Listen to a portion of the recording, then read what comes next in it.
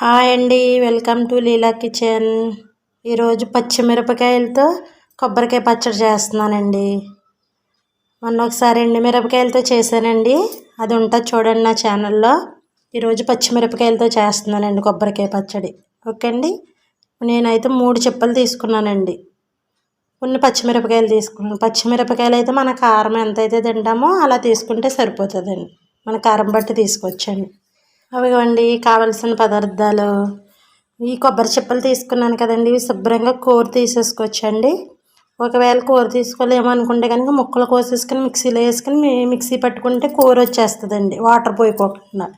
Okay అండి, ముక్కలు కోసుకుని కారానికి సరిపడగా పచ్చిమిరపకాయలండి, జీలకర్ర కొంచెం, కరివేపాకండి, ఓ స్పూన్ ధనియాలు, కొంచెం చింతపండు, కొంచెం సాల్ట్, వేరుశెనగ గుళ్ళు తీసుకున్నానండి నేను, కొంచెం పచ్చెనగపప్పు, కొంచెం మినపప్పు, 2 ఎండుమిరపకాయలు, కొంచెం నూనె. ఓకే అండి, ఈ చింతపండులో కొంచెం వాటర్ పోసుకుని నానబెట్టేసుకోవచ్చండి. ఓకే అండి, పచ్చిమిరపకాయలు నాట్లు పెట్టేసుకుని అది కూర తీసేసుకుని రెడీ చేసే విధానం ఎలాగో మీకు చెప్తాను. ఏమండి, ఇంగువ మీ ఇష్టం, నేనైతే చూపిస్తున్నాను. మీ ఇష్టం, వేసుకునే పలం అయితే వేసుకోండి, లేకపోతే లేదు. కానీ వేసుకుంటే బాగుంటుందండి, ఇష్టమైతే. ఇష్టం లేకపోతే మానేయండి, స్కిప్ చేసేయచ్చు, పర్వాలేదు. గ్యాస్ మీద ఒక నాన్ స్టిక్ కానీ లేకపోతే మూకుడైనా సరే పెట్టుకుని గ్యాస్ వెలిగించుకొని సిమ్లో పెట్టుకోవచ్చండి. అండి, గిన్నె వేడయ్యాక కొంచెం నూనె పోసుకుందామండి. నూనె వేడయ్యాక నేను 4 పచ్చిమిరపకాయలు తీసుకున్నానండి.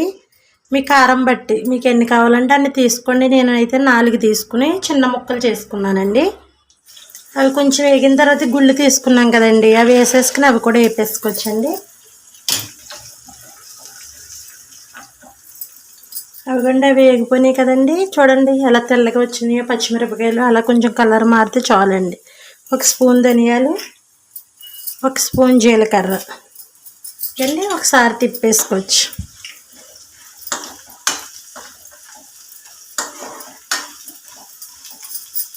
ఓకే అండి, ఇవి మిక్సీ జార్లోకి తీసేసుకుని చల్లారేకి మిక్సీ పెట్టేసుకోవచ్చండి. మళ్ళీ అదేమో ఒకటి గ్యాస్ మీద పెట్టుకుని తాలింపు పెట్టేసుకోవచ్చండి. తాలింపు కోసం పెడుతున్నాను. తర్వాత అది చల్లారేక మిక్సీ పట్టి అప్పుడు తాలింపు ఇందులో వేసుకోవచ్చండి.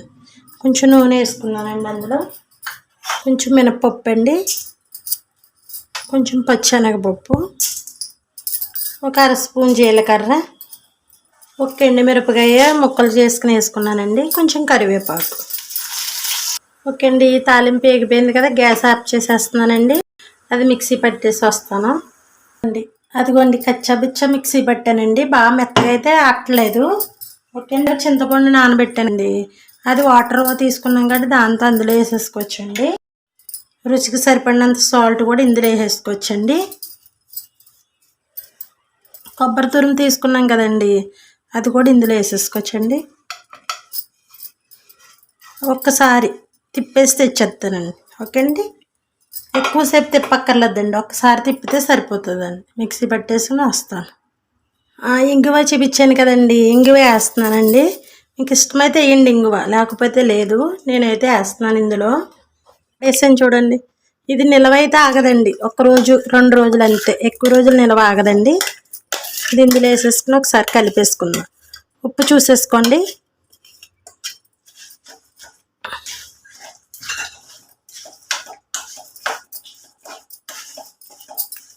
అదిగోండి, పచ్చడి రెడీ అయిపోయింది, పచ్చిమిరపకాయలతో కొబ్బరికాయ పచ్చడి.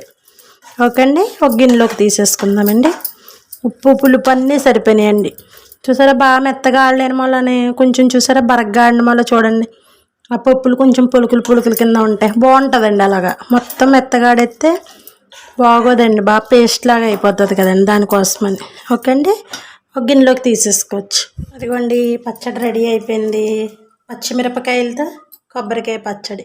ఓకే అండి, అదిగోండి చూసారా ఎంత బాగుందో, నచ్చిందండి, చాలా బాగుంటుందండి పచ్చడి. ఇది ఇలాగ మనం చట్నీలాగా వాడుకోవచ్చండి, రైస్లోకి పచ్చడిలాగా వాడుకోవచ్చు, ఎలాగైనా బాగుంటుందండి.